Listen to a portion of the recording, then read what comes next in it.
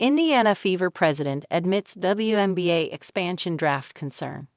The front office of the Indiana Fever has already put its offseason plan into motion, but it will meet an unconventional hurdle on Friday when the Golden State Valkyries start building their inaugural roster through the WNBA Expansion Draft.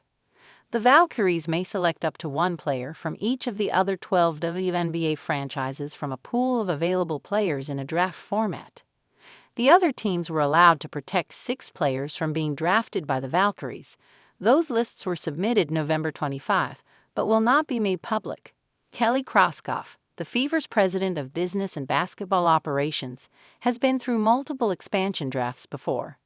She spoke openly with CBS Sports about how Friday's draft will impact the team's offseason plans to build around superstar Caitlin Clark.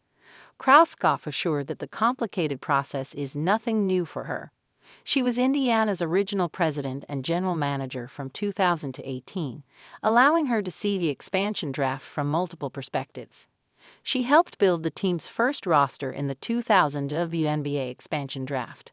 She then had to play the defensive role in the 2006 edition and again in 2008, the last time the WNBA had an expansion draft.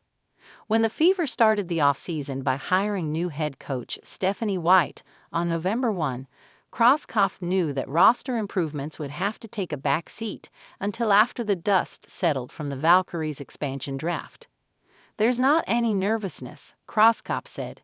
"You're just preparing because you know you're going to lose a player off your roster, so you're looking at every aspect of what we can do if we lose somebody to shore up that spot." That's where the concerns come in. After Clark's brilliant rookie season, Indiana's first-round exit in the WNBA playoffs exposed a lack of depth on the bench behind the 2024 Rookie of the Year and her co-star in the frontcourt Aaliyah Boston. In the 2-0 series sweep by the Connecticut Sun, Clark only spent 4 minutes off the floor across the 2 games. In the elimination game, she played all 40 minutes while former coach Christie Sides only used 3 players off the bench. While Clark, Boston, and 4 others will be protected on Friday, the players Golden State can choose from means that Indiana's bench will be depleted even more.